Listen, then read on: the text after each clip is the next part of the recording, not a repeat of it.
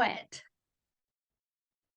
Hello, my love bugs. Welcome to Love, Truth, and Beauty episode. This is 293, and this is our 7th installment of my latest video series, Conversations with Men.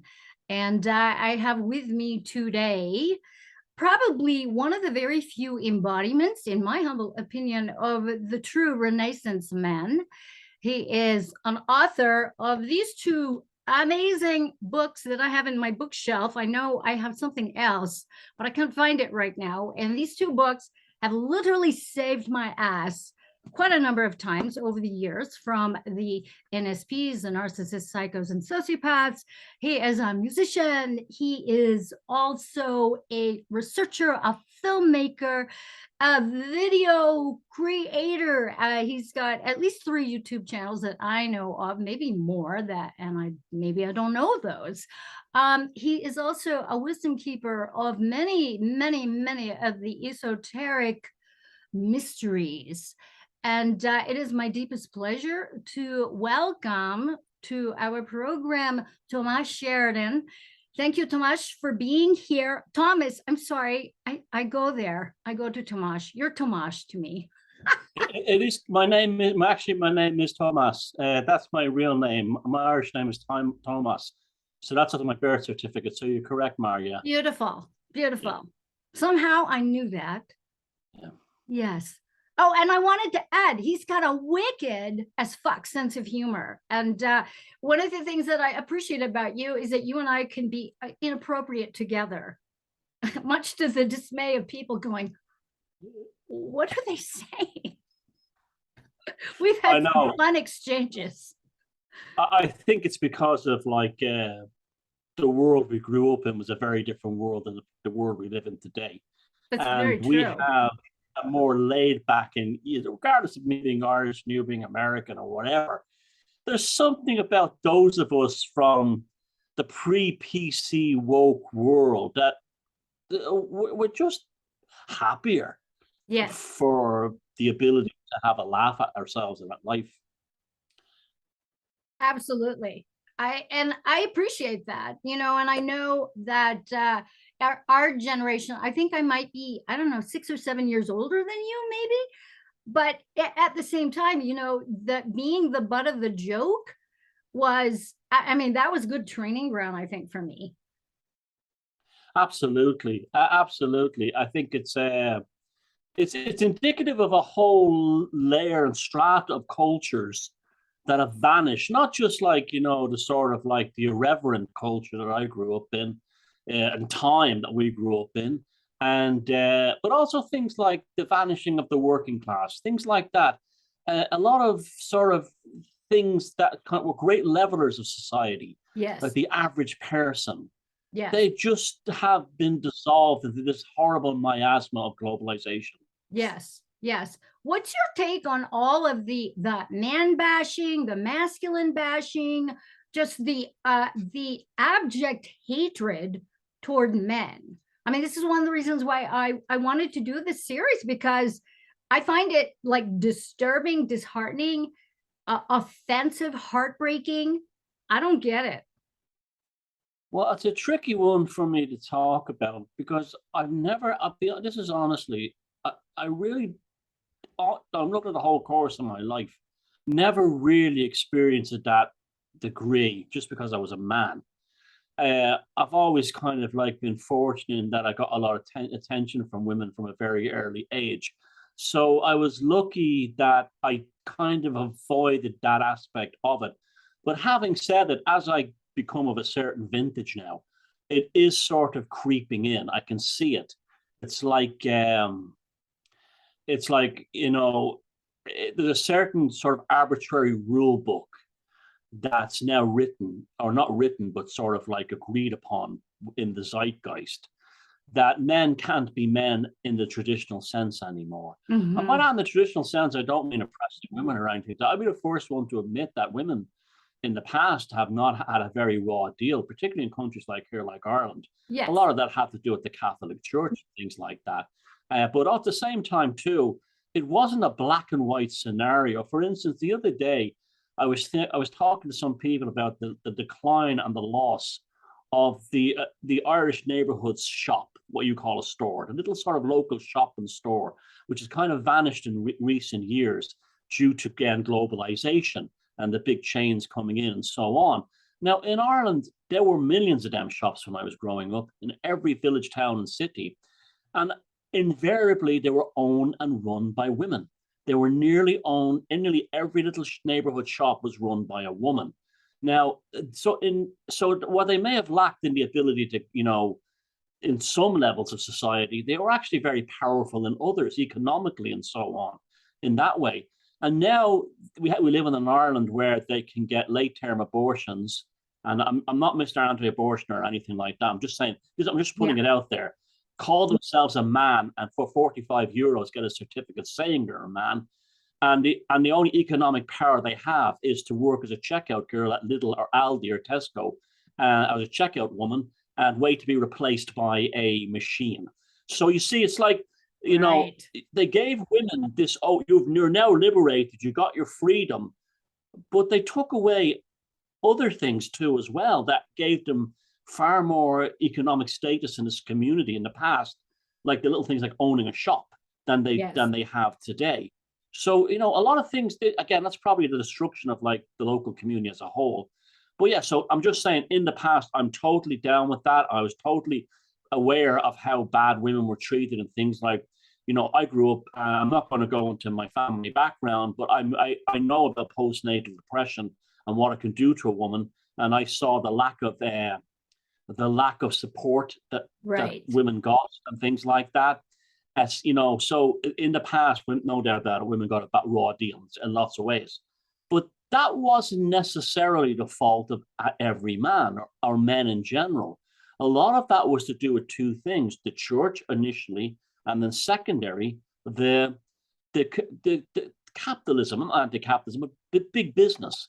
Mm-hmm. Big business and governments decided that half the population wasn't taxed, so let's get them into the workplace. And this was the beginning. And if you look at this, was the beginning of the sort of like the fracture between men and women. You don't need a man anymore. And I think women on a whole have paid a terrible price for this. Yes, I agree. Because I know so many wonderful women that would make fabulous partners, wives, girlfriends for men. And because of this poisonous, toxic culture today, literally are alone when they shouldn't be. Yes. I know. I was alone until recently for those very same reasons. It became sort of a pissing match. I noticed with a lot of men feeling like I was trying to one up them, and me trying to reassure. No, I'm not coming from that place really, but I can see it. I can see the sort of progression of that. Yeah, and also we live in an age where the sexual politics between male and female has been totally clouded and poisoned by something that would have been considered harmless in the past and meant no offense or sexual connotation other than what we call over here taking the piss, right, or having a banter between friends. Has now been destroyed, and that was a huge part of getting men and women to relax around each other. I can remember when I was growing up, and this is not even that long ago, men and women, I don't know how it was in America. I know it's the same in America, but in Ireland, men and women would make jokes towards the opposite sex regarding things like their genitalia or their boobs or their ass, their bums or something like that. And you would just say, will you shut up, will you? Yeah. And and that was actually a way of that build trust between the sexes. Yes, it's that playful banter. The true boundary was established. He's obviously not going to stick his hand down my pants. He's just having a laugh. Now you compare that to what we have today, where you want to get the real predator, the white knight. Yeah. I can assure you that all you women out here, listen to me, okay? As a man who's been around the block many feckin' times, any man who's a white knight, I can guarantee you, is a potential manipulator, and wife beater. I can tell you that for a fact, because that's an act to break down your defenses. Yeah, it is. A professional white knight is a professional abuser. Yeah. In every case, I've seen it. I've absolutely seen him. Or I will, the kind, this kind of like, I'm defending my woman. Well, exactly. He's a who wants to dominate her. That's all that's going on there. Absolutely. And learn all of the little vulnerable bits and pieces, and then capitalize that and exploit it. Yeah, and then turn around and tell everybody you're fucking crazy. Yep. And also, I heard a great expression in German today. They're all whores except the mothers. A friend in Germany told me that today. But it's true, it's like they're the kind of fellas that will instantly declare a woman a whore or something like that, or a slag, if she rejects his advances. Well, 5 minutes earlier, he was the white knight, Yeah, and you should be grateful. We should be grateful. Big time. Yeah, and I've always been very wary of that, because I've seen that in other men and other fellas since I was growing up, and I knew it was phony and I knew it was fake. Well, guess what?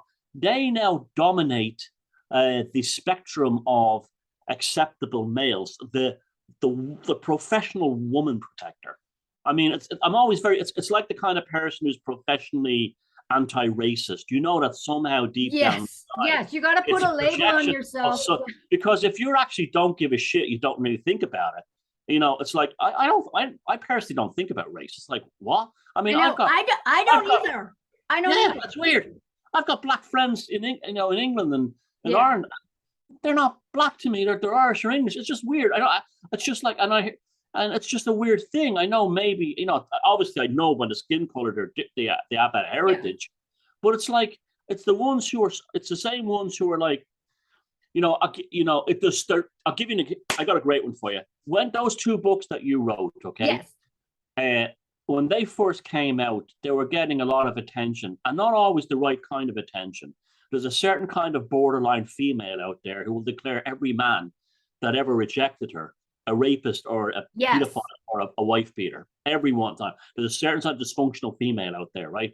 And I noticed that they were actually jumping on my work and using it to get back. And they'd want to tell me the names of fellas that they were with. I don't want to hear personal business. It's none of my business. I don't want to hear it. I don't want to hear it. Okay. And so I had to tread that carefully. But there was a group that it was on Facebook about 10 years ago called, it's called Female Survivors. And on the surface, it seemed like it was a good thing. It was for women who had been abused or maybe sexually assaulted in relationships or badly but I read through it, and you got the conclusion that 90% of them were not actually abused. They were just dumped.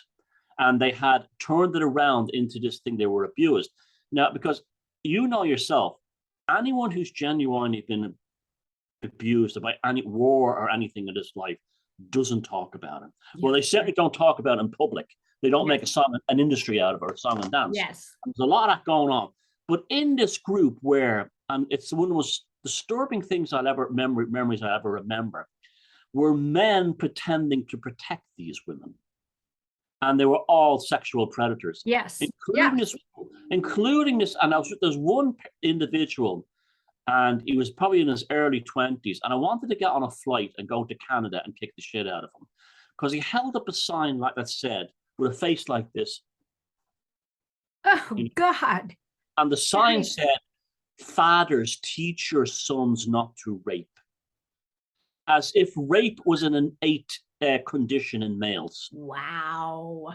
And you think like everyone saw through this cretin? No. It was I wish more young men were like you. All this kind of thing.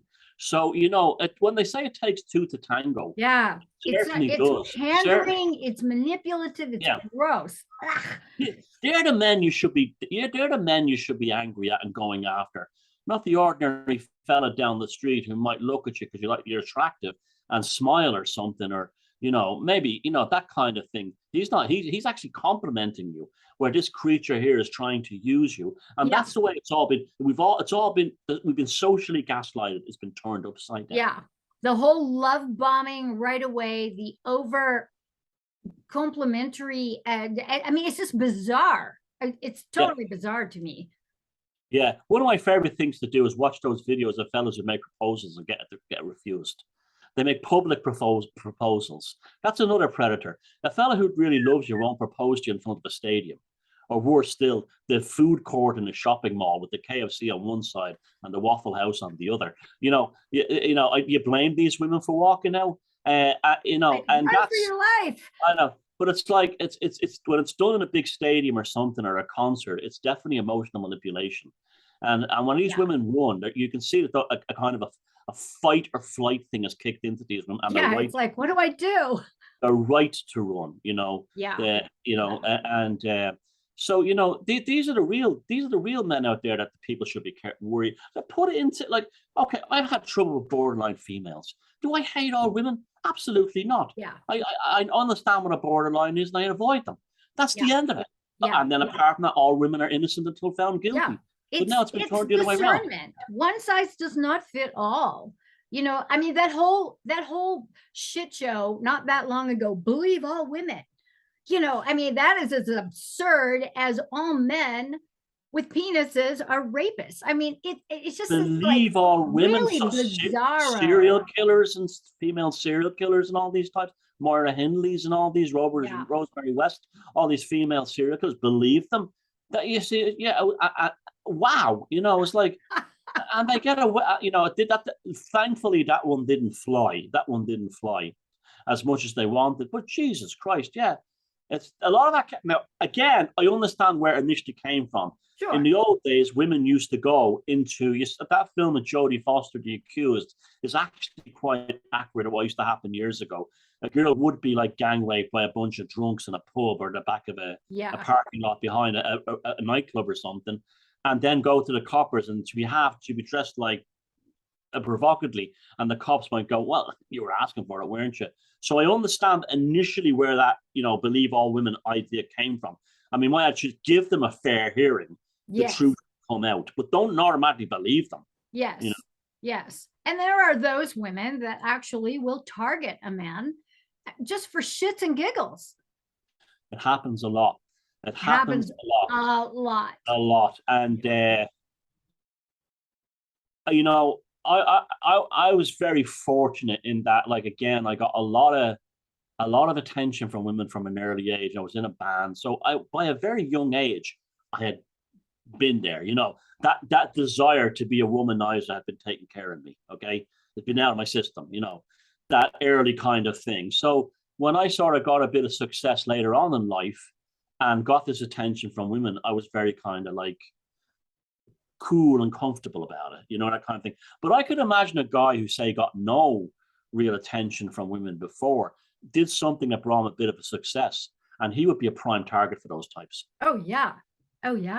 That sort of toxic femme fatale, I want to suck your blood and everything, that craziness. And I've actually met women like that who, and I know them, they feel very justified in their setup of a man and ruining his fucking life. Yeah. If she dresses up for Halloween like Harley Quinn, run a mile. It's a bit frightening. Oh man. So what are you witnessing as far as I mean, I consider you one of the elders, and so do you have a lot of young men like reaching out to you and asking like, what the fuck, Tomasz? I mean, how do I navigate this thing? Honestly, I don't get that, to be honest with you. I don't. I know those lads are out there, but I personally don't get it. I don't. Okay. They've never really in any kind of significant. But I do know it goes on. Now, that can become toxic too. When I don't agree with these things like men going their own way and stuff like that. That's the extreme, going too far. Yes. That's sort of like, instead of like believe all women, that's blame all women. Yes, blame all women and fuck them. Yeah, and that's not healthy for them either. Yes. That's not healthy for them either. Yeah. And therefore, it's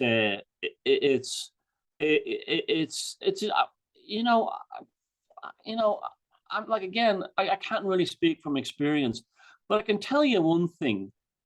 I mean, honesty goes, when I say honesty, I mean being yourself, warts and all, goes a long way to attracting the opposite sex.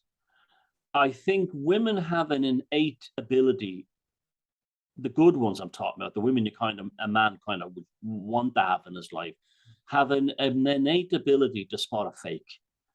And a lot of men are not given the sufficient social or cultural education to be them. Now, when I say be themselves, I don't mean sobbing and crying when they see Bambi on the movies or stuff like that. I'm like, oh, well, this is how I am. Okay, why are you that way? This is just the way I was raised. I can't help it. Or I was in the military, that it messed me up. Or, I just, my last relationship was really bad. But I'm not a bad person. It's just how I am. Yeah. And I think that goes a long way. I think a lot of people don't want to confront themselves. It's true what Carl Jung said, that the average person will go to extraordinary lengths to not actually look at themselves honestly. And I think a lot of the problems in relationships comes from that. I really do. It's very true. Yeah, big time. I think a lot of fellas would do better by actually admitting that they're not, we're not admitting, but not trying to impress women. I think that puts the decent women off. It really does. Yeah. Yeah. What was your own process? Because you mentioned, and I've seen the pictures of you way back when, and you were just very, very handsome, magnetic, and then you play music, and then on top of that, during the time, I mean, those were just such fabulous times in the 80s. I remember them well.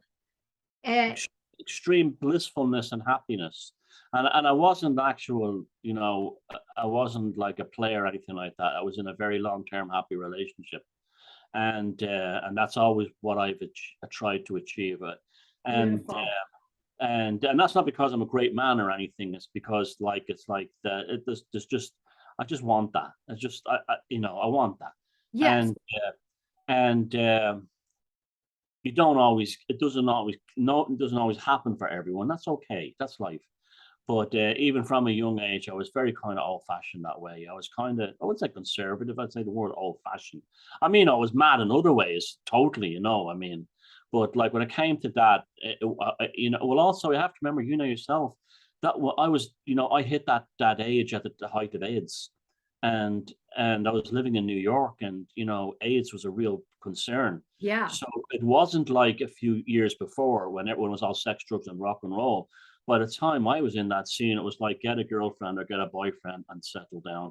Yeah. Not stick with them because it's fucking dangerous, Yeah. So that was the imperative of the time. It's very difficult to explain that to people now, but those are genuine, I know lots of people in the music scene in New York that dropped dead from the AIDS, and gay and straight. So it wasn't, I knew fully well. Exactly. It was not, it was everywhere. And I was in San Francisco, and it was the same. And going back and forth to New York City, the different times.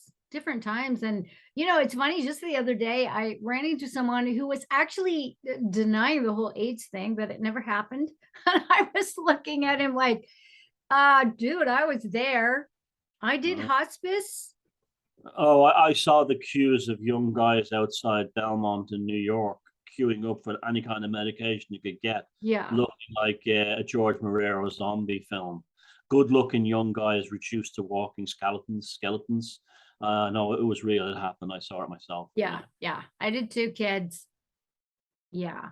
So how are things going over in Ireland? I know that you moved in the you moved several years ago, yeah, to Dublin. Yeah, I've been back here for years and years now. Yeah. So no, I mean, I love Ireland. It's my home, and it's despite the shitty weather and everything. Well, it's not that bad really. But if you once you don't have a problem with rain, you're okay. But I mean, everywhere has its good points and its bad points. I absolutely love the USA. I love American people. I have great fondness for that culture and those people in the USA. But I love it all over the world. But it's home, isn't it? It's like, I mean, it's also you have an awful lot in a very small country, which is very amazing, really. You know, you get 10 miles and the scenery changes, the culture changes, the accent changes. And it's kind of like very interesting that way, where you could be in a big country and you could travel 1,000 miles and nothing changes. And I like that about it. It's, you know, we had a shit lockdown here. We really did. But a lot of, you know, but that went on in other countries too. We weren't unique in that regard. Yeah, yeah. But yeah, I mean, I'm, this is where I am. This is where I belong, and I'm okay with that. You know, I'm not. Doesn't mean it's better. It's better than all the other places in the world, but it's right for me. But you know, that's what it comes down to. Well, I have to hook you up with my Christopher, because my Scotsman, who is planning, he likes to walk across country, so he's been planning a walk across Ireland. I don't know where he's going to start, but so I have yacked and chatted about you on and on and on and on and on for the last couple of years, which has been a good thing. And that was the whole thing with that 7 is that, you know, I was back and forth in Italy and in London, back and forth, and staying at times with my friends up in Scotland near the Orkneys. And right before 7 hit, my work visas got canceled. They knew it was going to go down. Oh, they knew in advance and they took your visa off you, huh? Yeah, they knew. But so the upshot was, you know, I'm back in the States for 2 weeks, and I meet Christopher, you know, so it was meant to be. I actually that's nice. was able to fall in love, or rather rise in love, during the COVID, you know, so yeah. But I mean, like, obviously you're a very beautiful woman, and when you were younger and a musician and stuff like that, I mean, you must have had fellas like throwing themselves at you by the bucket. I was married, so oh, okay. I'm very old fashioned. You know, I'm very old fashioned. They still would have been throwing themselves at you. That, you know, so you must have got a fair old education yourself in that regard. Yes, and also, you know, this Eurasian look, it tends to attract a lot of people who have that sort of inclination. They're into the Asian woman, Eurasian scene. It's so weird, because it's not about who I am. It's about the way I look, and to have that shit projected onto you.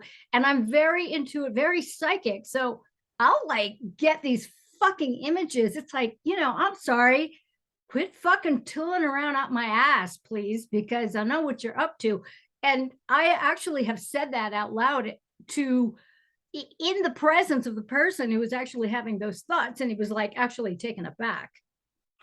Well, what is your Asian side of your heritage? Are you Filipino or something like that? I'm part, and then Finnish, Russian, Chinese, Mongolian. So there we go. So you got it all gone. But I think I think these fellas who go for the Asian women do it because Asian women tend to age very well. You know, I think there's kind of like a selfish drive in that for them as well. You know. Yeah, it is weird. It's a bit it's been a bit wonky for me, and I just kind of like roll my eyes now. It's like, yeah, thanks, appreciate it. Yeah, but to me, I see you as very American. That's how I see you. Just, you know, that's how I see you. Yeah. But anyway, yeah, but I know what you're talking about as a fella. I mean, I find that whole thing of having a type kind of weird, isn't it? Like, it's totally weird. Type. It's like, what, you're already limiting yourself to only a small percentage of the women in the world, or men. Yeah. Yeah, exactly. And you have to, you know, people are people. I don't have a type. Well, actually, I think when I was younger, I kind of liked a lot of the bad boys who were just, you know, saying fuck the system and that kind of stuff. You know, I like that, but I like that. I like geeky. I like geeky, esoteric weirdos. You know, but that's more of a personality attractor than an actual look. Yeah. No, yeah. I mean, you know, that's the difference there. There's a lot more sophistication in that kind of drive, I think. Yeah, exactly. Yeah. So what are you working on these days? Well, I I know just lots of things. Oh, I never stop. But I just made a film, a new kind of study of Atlantis, a film with a friend of mine in England called Neil MacDonald that I'm absolutely delighted with. It's on my Beyond Room 313 channel. And I'm currently working on a new project again with Neil on the Pendle Witches, which is a very interesting case of witch persecution in England in the 1600s. But it's a very deep story that goes into, you know, the social history of the area, religious sectarianism, and I'm absolutely captivated to the point where I'm actually in my head hearing these kind of accents from the past when I read about this stuff or think about it. And I'm really, we've got some of the initial footage for this, but I'm really banging on to get this one done because this has definitely become an obsession for me. How did the obsession begin? How did the obsession begin? We went up the Pendle and seeing the place, and this hill that's in, well, I was there years ago in Lancashire in the north of England, and this strange hill that dominates this area where you can tell, okay, shit has gone down here. You can just feel it, you know. And then, you know, you see these signs, Pendle Witch Country, all over the place, and you speak to people, invariably Wiccans, and you say, oh, they were wonderful, wise, healing women that were persecuted for this. And then you look into the story and you say, oh, no, it's nothing like that. It was much deeper and much darker. And also it dealt with very strong themes of social class.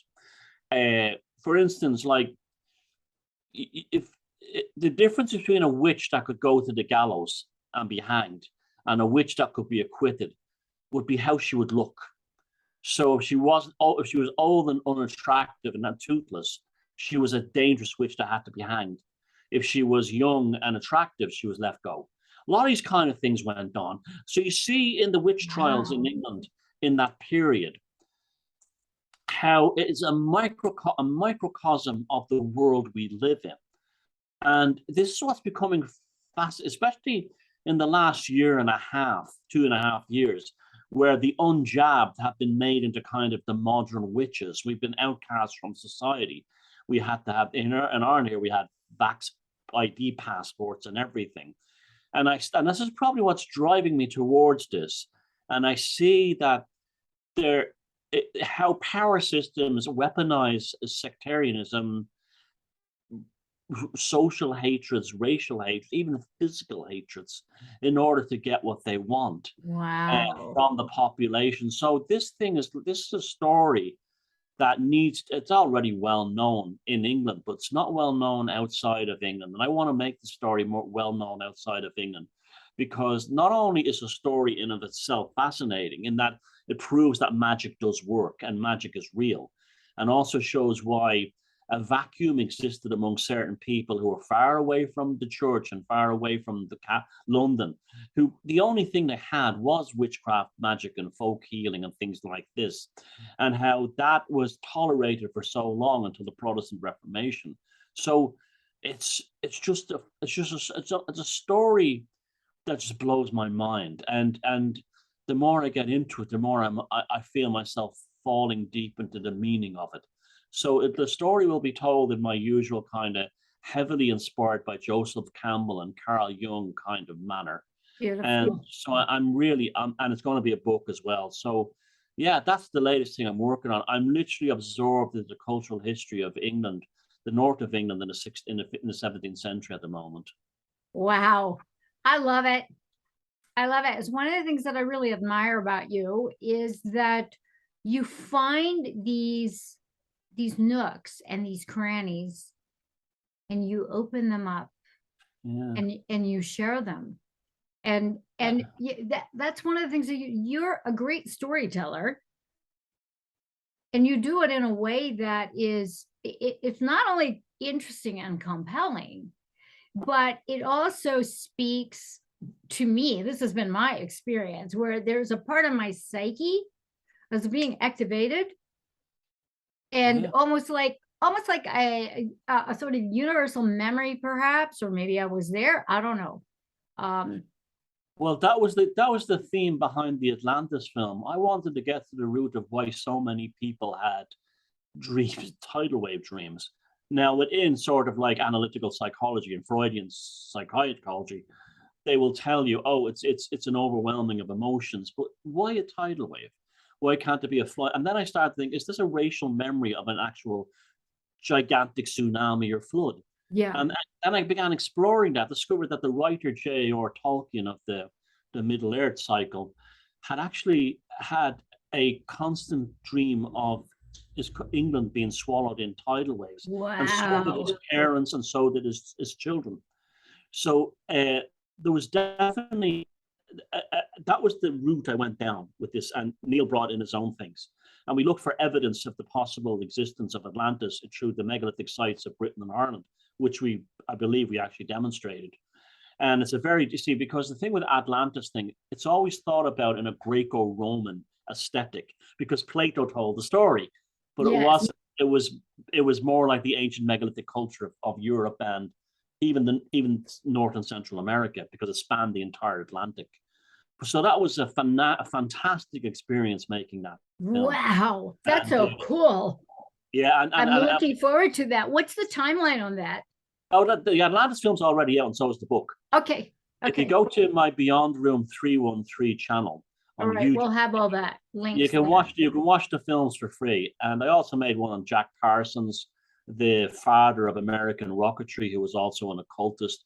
And my favorite film to date, one on the American writer H.P. Lovecraft. So it gives you good insight. Like when I get into something, by God, do I get into something? I literally, it's almost like when I was really into Lovecraft, I went to Providence and I literally became him. I walk the streets here, and that's the kind of researcher I am. I'm not one of these bullshitters who sits at home collecting clips off the internet. Right. You actually go to the on the site. ground, yeah. Yeah. And that was Yeah. one of the so, and that's important, because I don't think it can be an adequate storyteller unless you can actually go to the location. Yeah, you have to feel the vibe. You have to feel the vibe. You have to notice the landscape. You actually have to be there. My latest obsession is Tartaria. So I'm just I'm and all my friends think I'm crazy. They're like, why are you wasting your time on that? I'm like, I don't have anything better to do. I like to dig into things as well. I'm not so much of a researcher as I am more just curious because there's so many things in my mind about the planet, about the world, about the matrix, whatever, that don't add up. Well, that's definitely true. Even the Middle Ages is missing. Yes. I mean, there's only 3 books that prove the veracity of the Middle Ages actually existed, and it's quite possible that characters from the Middle Ages, like Charlemagne, didn't even exist. They're probably just made up by the Vatican. And I've also made a film called Who Stole the Allfather, and I've demonstrated that Christianity is only about 1,000 years old, and the image of Christ on the cross is about the same length, and it was almost certainly developed by Catholic bishops in order to proselytize in the Germanic countries, and Christ on the cross is actually Odin on the Yggdrasil tree. And so, you're right. There is lots of disinfo as well, so you have to be careful. But right. The past is there to be examined, and sometimes you find that the actual official story is true, and sometimes you don't. Yeah. I think maybe for me, I like to escape the sort of imposed sort of timelines and landscapes based on what I call pop culture, because that is what gets reflected, especially when I'm out and about. When I'm on in my own sanctuary, it's a different thing, because I can be discerning about what it is that I'm spending my time on, focusing my energy on.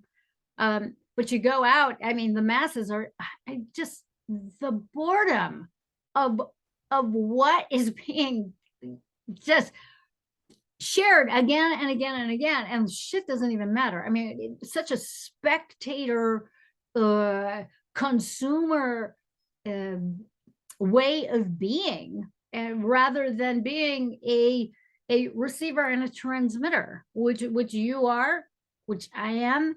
You know, it just sort of perplexes me a little bit. So I think for me, I seek out these wondrous stories. I mean, it could just be all made up, and maybe it isn't.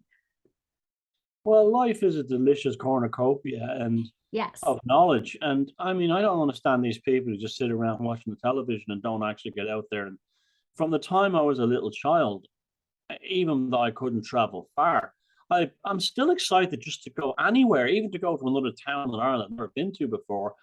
I'll be extremely excited. I mean, a few weeks ago, I was in a town called Kilgema, which is not far from here. And I'd heard of the place. I knew about it. I knew where it was. I'd never been in it. And lo and behold, I landed in this perfectly preserved Irish, picturesque provincial town filled with gorgeous Georgian and Victorian architecture. Wow. And I'm like, this is only down the road, and I didn't know it existed.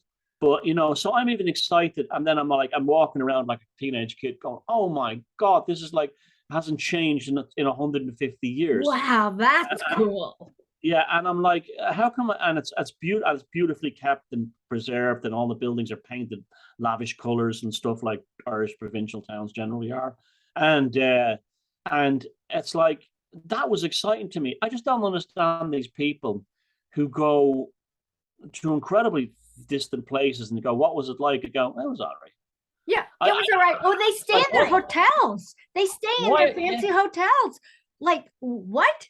You know, and I'll have a list of, you know, little bullet point presentation. You need to go here, here, here, here, here, here.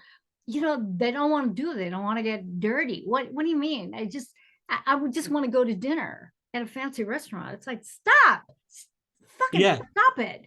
I don't get it. Yeah. I know a guy who has loads of money, goes all over the world, and you know his criteria for traveling is What? it must have a championship golf course. That's all he does. So he lives in Ireland and he plays golf all the time, and then he might go off to like somewhere like I don't know, somewhere really really exotic, like in you know, the Mauritius or somewhere, not even Mauritius, but like somewhere out there, you know, in Micronesia, and he'd be like, "Tell me this place I never heard of." And I go, "What was it like?" "Oh, he goes, the golf course is fantastic and the hotel was beautiful." And he's back in Ireland. Wow. I feel so sad about that. And you know, that's his thing. That's his thing, apparently. And you know, I have a lot of women friends who are very wealthy, and they like to go shopping. It's the weirdest thing. It's like, well, you know, wow, okay. You know, I don't know. It's not my kind of thing. I like to be in the little towns. I like to get my feet dirty. I want to feel it. I want to feel the landscape. I want to feel the weird buildings and all of that. Don't go in there. It's dangerous. It's supposed to be haunted. Oh, sign me up. I want to feel it. You know, let's see what this is about. But no, you know, we want to go find the shopping mall. Oh yeah. I mean, I don't understand. I mean, I don't know if you've ever been to Dubai, but it's a gigantic shopping mall, and it's like people fly in there just to go to the stores, and even the airport itself is a gigantic shopping mall. Yeah, it's pristine. It's like an alternative reality. I had a book event there was a Dubai book fair, and I was there. I think this had to be 2017. It was bizarre. And I hadn't experienced there too much. So I'm checking into the hotel, and all around you can see there's Filipinas, Indonesian people from Thailand who are working the hotels. You know, there was a big human trafficking, labor trafficking thing that's all over there. And I'm standing, and this woman behind me, she taps me on my shoulder. I'm waiting to check in. I'm in front of her. She goes, after we check in, you can take our bags to our rooms. She thought that I was one of the baggage people. And I said, I'm sorry, I am in line in front of you, checking into this hotel. And her husband, who was an author, was mortified.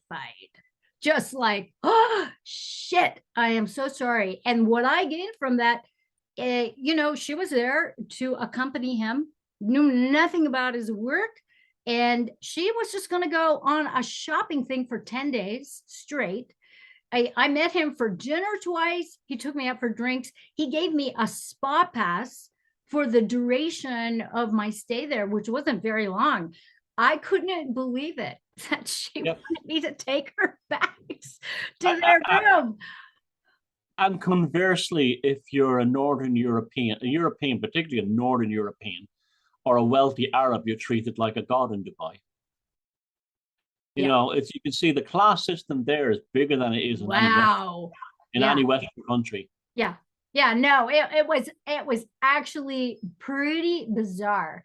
And I found it actually quite comical. I wasn't quite offended. I was more entertained. I'm like going, fucking hell, look at this. This is craziness. This is really, really crazy. But Dubai, that was it's kind of fake magical. It is impressive. Like the skyline when you're coming in, and it looked like something from a sci-fi movie. This square of skyscrapers in the middle of the Arabian desert, but it's so unnatural too. It's very natural. Actually, when I was outside, I kept looking up, trying to see if I can see grid marks, because I'm like going, I'm in an alternate universe. I have a feeling, I never saw it, but it doesn't mean it didn't exist or doesn't exist. It was strange. It was really a bizarre experience, know. And you talk about the patriarchy and the treatment of women. Saying there at the beginning of the talk how Western men are blamed for all the ills of the woman. When in reality, Western men treat females, and always have traditionally, better than just about any other racial group on earth. Very I don't mean accurate. And I'm not saying that to be, chauvinistic in the kind of like cultural sense. It's just a fact. Yes. It's why so many women from the developing world want to marry a European man, not because he has money, but because he'll give her a different kind of life that will give her expectations not afforded to her at home. As simple as that. Yeah. That's very true. And I know that just in my travels to the Middle East, for instance, or Central Asia, Central Asia, it's a little bit more tribal, but in the Middle East, I mean, the power that men have over each other is like, it's like nothing else that I've seen. And no one is going to, kind of get in their face about it, because there are these consequences of doing such things. When I was working in Wall Street, there was a banker came in there and came into the department, and he's a young guy, and he started talking down to everyone like we were pieces of shit in the office. And some of the women complained about I won't say what country he was from, but some of the women complained and said, this man is incredibly arrogant and he talks us like we're nothing, horribly. And one of the senior managers pulled the guy to one side and he says, you can't talk to people like that here. And he told me the guy was genuinely shocked. And he says, oh, I'm sorry. I sincerely apologize. In my country, this is how you would do it. The next day, he brought in gifts for everybody in the office and apologized and said, I'm deeply sorry for how I behaved. I misunderstood the culture. And he was actually a very nice man. But he was just acting out the archetype with his society, his culture expected him to be in the wrong setting, though. How interesting is that? How interesting is that? That's wild. That's really, really wild, Well, I know in the Philippines, you talk about the sort of classism and racism. The lighter skin that you are, the more elevated you are in your social status, which is very interesting. You know, and I'm very dark. My mother, who is part Spanish, is very light skinned.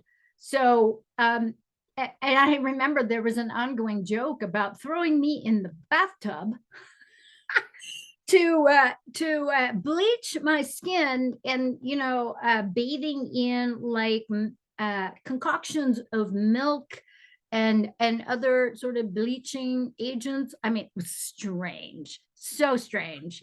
And Oh well, look at India. Look at India. That's a yes, big deal. yeah, And you see all the Bollywood the big Bollywood stars.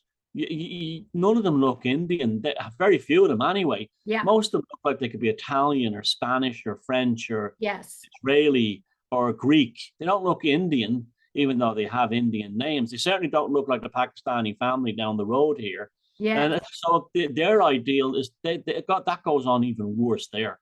yeah, And yeah, I've heard about the skin bleaching. It's actually you see the ads for the actual products yeah. on their TV for actually like lightening the skin. Yeah. Wackadoodle. Yeah, it's like so much for that. Yeah, it didn't work. And if you look at Africa, the most beautiful African women are usually the darkest. Do you ever notice that? Yeah, their skin is like Yeah. fantastic. But they've also got Fantastic. the most, the most beautiful facial structures and bone structures and everything. And it's like, that's the whole thing I said earlier on, like be yourself and the beauty comes from within. Yes, very much so. I love it. I love it. Are you playing any music these days? Well, I've got to write the music for this film coming up, but not really that much. I will, yeah, arse around now and again with some friends, but nothing major. I mean, but I do have to, I have to discipline myself now and get back into that. So I got the synthesizer out of the shed and the guitar and a few other things. Cool. And you're writing the music, the Yeah, for soundtrack? this film. Yeah, yeah. Well, trying to. I want to see how it goes. If it doesn't work out, I might commission someone who can Oh, create I a love sound that so approximately much. 17th century English music with a kind of a documentary style twist or something. I don't know. Cool, cool. Well, my Christopher is learning how to play the piano, and I was a touring musician for decades. So it's so cool to watch the progression of going from beginner, and he's learning to play the blues. Amazing, isn't it? Yeah, It's a it's just magical thing to see. Yeah. it's I wonderful. had a friend here in Ireland who started out playing the fiddle. Hadn't When he was in his 40s, hadn't got a clue, and now he can sit down and play with the best Irish session musicians. Love it. Love it. And to see it come out of him is incredible. Out of nowhere. This is that creativity, that that spark, that uh, uh, the inspiration to learn all these new things, to discover what it is that you can do. And we can do so many things, and people just get stuck. Well, they get stuck in front of the boob tube, wasting away. They can tell you. Did you see that? It was on the Facebook. It was a whole list of all these TV shows, and I think there were like over 100 of them. I didn't know. I knew 2 of them. I had never heard of it, and people were bragging about that they'd seen them all. I'm like going, fuck me. How does that work? I mean, I can't imagine. The same with the pop music. I don't even know what's in the charts and Yeah, haven't me for years. neither. Yeah. Yeah, yeah. Yeah. And you know why? It's because we're busy doing other things. We're busy creating. We're busy doing our lives, and being available for whatever inspiration drops in and shows up. And I think that's part of what we need to do as individuals and as humanity as a whole, is to just wake up and realize, oh, I can live a life. I don't have to sit here and watch people, or if you're watching people like Tomasz, who are inspiring, who are constantly doing, researching, sharing, coming up with all these wonderful ideas, you know, and inspiring people to, hey, check this out, check this out, check this out. You know, the widening, the expansion of our minds. Yeah, I mean, you could sit there all your life complaining about the patriarchy or women are no good or any other thing. But at the end of the day, if you're healthy and you're not disabled and you're well, my God, you've no excuse to get out there and you know, smell the roses and open the oysters. And a lot of people just don't do that. And Yeah. instead will blame the things that you do. They will blame their own mediocrity and cowardice. Often I find Yes. mediocrity and cowardice hand in hand on men, on women, on different races, on this kind of nonsense, homophobia, and all this stuff. Look, we live in an age today where there's really, unless you're severely disabled, there's very little holding you back. And the most people who claim to be victims today are actually victims of themselves and not of anyone else or anything absolutely else. Absolutely. And that's one of the things that I'm noticing about I've been getting myself into trouble with the truth and freedom communities, right?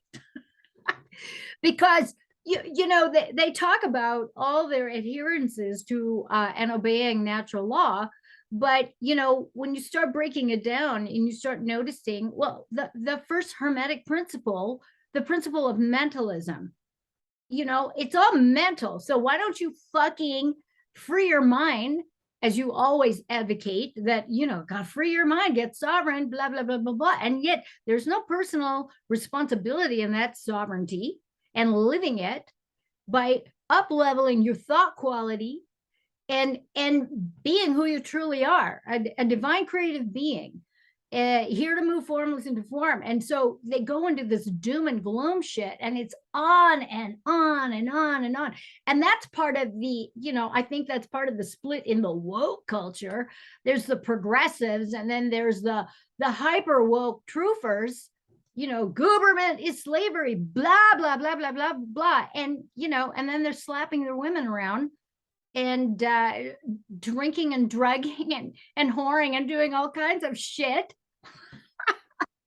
And I call that shit out. You know, it's like, oh no, don't do it. So I mean, everybody knows I can be an asshole, so you know, I get it. Yeah, I mean, you know, these people who blame their current predicament on everybody and everything else, they're really like the little girl or little boy who didn't get the toy they wanted for Christmas when they were 9 years old. And they carry that mentality all through their fucking lives. Yeah. Yeah. And so they need to check that out. And that's part of it. I mean, you've got to think for yourself, and you have to look your darkness like square in the face and go, okay, what do I need to do? Take stock. What do I need to do? How do I need to think? What do I need to feel? What do I need to clean up and get, you know, into that alignment with your true creative nature? And that's one of the things that I've admired about you over the years, is that you advocate for that all the time. Oh yeah. I mean, you're actually literally building the universe going forward. You actually have to. Yeah. You have to. I mean, you have like a fish will die if it doesn't swim. It's the same thing with creativity. You're actually on the cusp of building the universe as it's going forward, literally, as well as your own reality. And it is the only, if you just say there's like, you know, it is the primary purpose of existence, I think anyway, is creativity, whether it's creating works of art, creating children and raising them properly, creating gardens, whatever. That's it. Yes. That's it. Everything else is like a support network around facilitating our ability to create. I love it. I love it. How are you doing, sweetheart? How are you doing on energy? We're at about an hour. I could do a little bit longer, another 15 minutes max. All right. I didn't get a lot of sleep last night, so yeah. I have not been sleeping at all. No, I've had weird energy fuckeries. It's like, just, it feels like this. This is how it feels like. I think before we started recording, I was telling you about my power outages and the internet on, off, on, off, on, off is so distracting. And then, what can you do? You just have you noticed that utility companies have become worse? I often wonder if that's on purpose. Yes. They become worse. And they don't give a shit. No. They don't give a shit. Yeah, they don't. And they have people working for them a lot of times that don't know what they're doing. Yeah. It's really bizarre. It's almost like they're deliberately doing it. They're the kind of people that they're deliberately looking for. The days of the tradesperson is like gone, the skilled laborer, the technical minded individual. It's like, oh, well, fuck that. Let's just give them anybody, Exactly. Well, and you can't even talk to people here.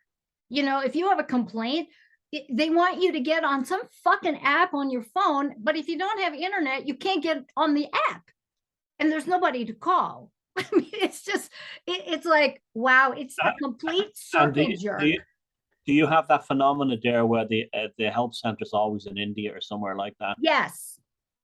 Nothing against the people in India doing the job, but it's like sometimes I have difficulty understanding their accents and things like that. Yeah. And they have difficulty understanding mine, so it's like, corporations just don't give a shit, really. Did you hear what came out today now? That the Pfizer jab was never properly tested. Yes.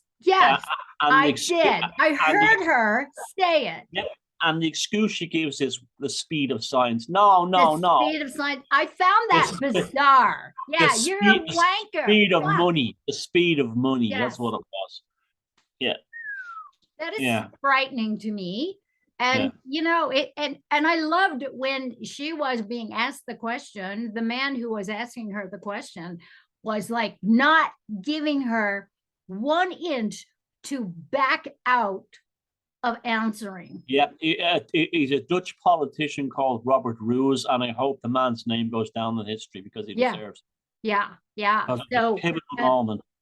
I put that on my Facebook thing, and it got taken down. It's like, whatever. Well, at least they didn't ban me. I think you and I, it was a couple of years ago, or maybe, I don't know, a few years ago, you and I think we both got 2 30-day consecutive bans one summer. It was so funny. It was something you shared, and then I shared it, and oh my God, I don't even remember what the fuck it was. It's so absurd. Oh yeah. You can't take a joke. I got a 30-day ban for being racist against Irish people. There was some reality TV show bullshit in Ireland, like some stupid, and the usual kind of morons that are on these shows was being greeted at a train station here, and all these people had shown up to cheer them, like for being on a dumb reality show. And I said something like, "Well, there's proof right there. The famine didn't finish enough of us off." Oh my God. I got 30 days for that.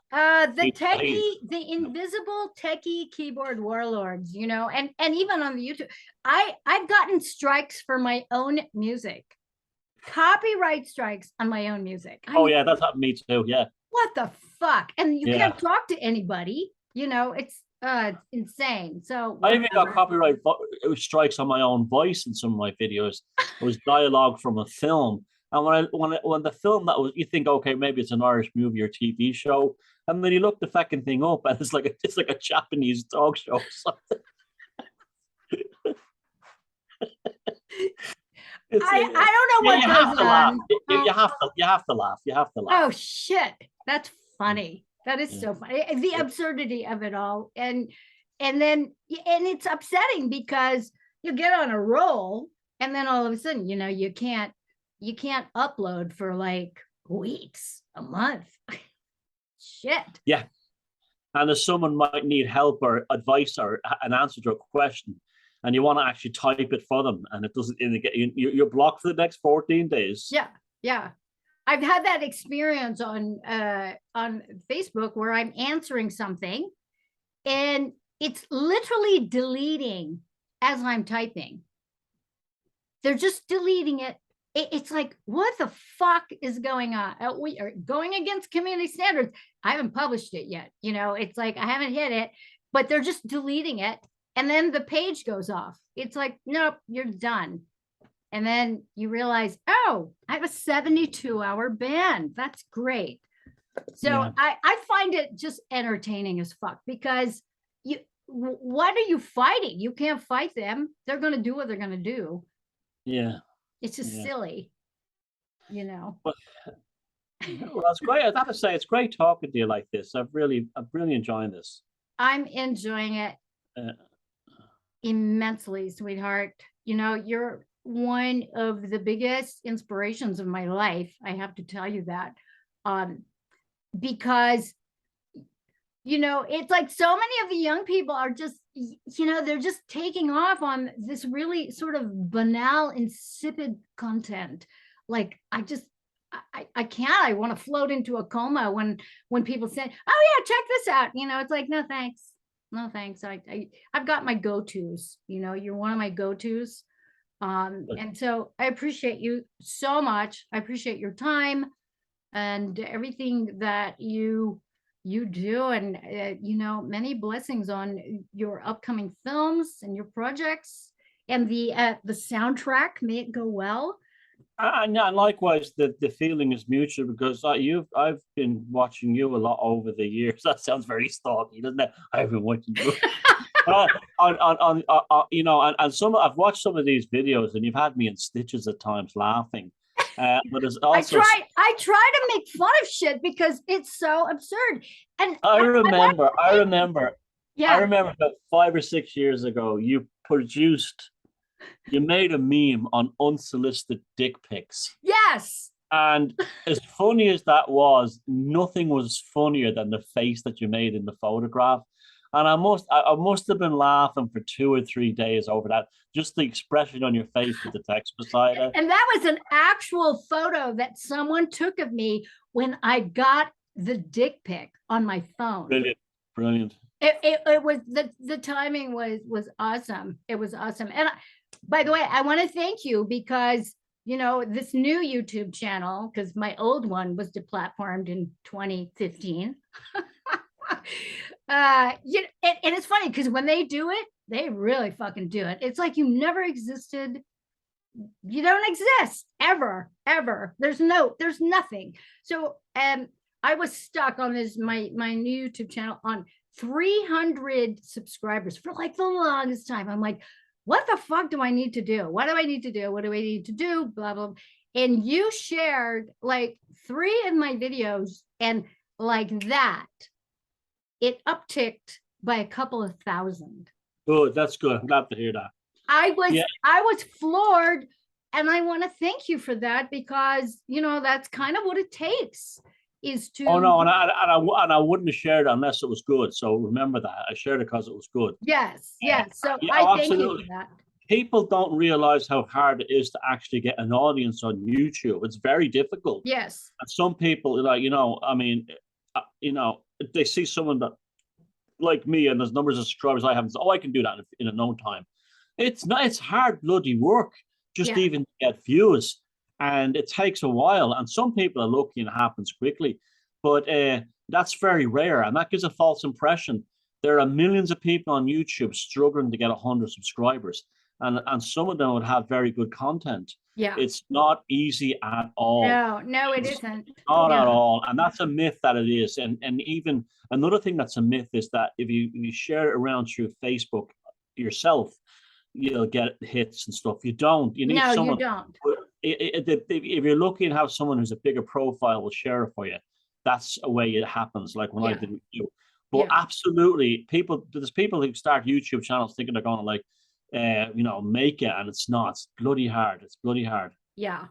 I mean, it took me 5 years to actually get up and do it again. I was so terrified of, because when it happened, nobody would touch me. Nobody from the truth and freedom movement, nobody reached out to me for 3 years to find out if I was okay. It's like they didn't want to be associated. And it was Freeman Fly who reached out to me in 2018.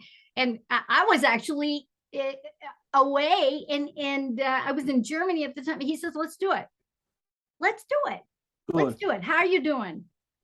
Bless his Well, heart. well, he's a lovely guy, and he's one of the true, genuine souls in the truth Yes, scene. he is. He is.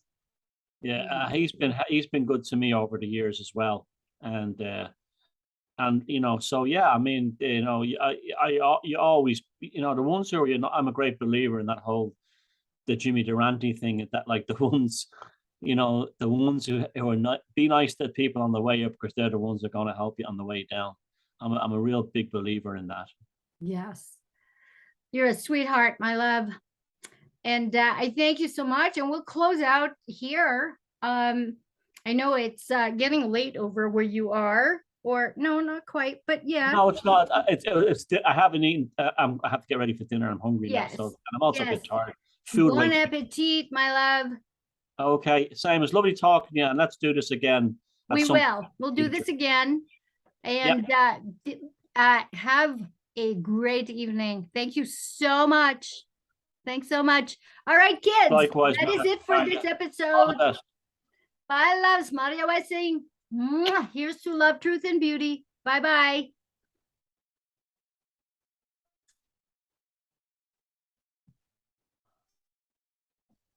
Boom.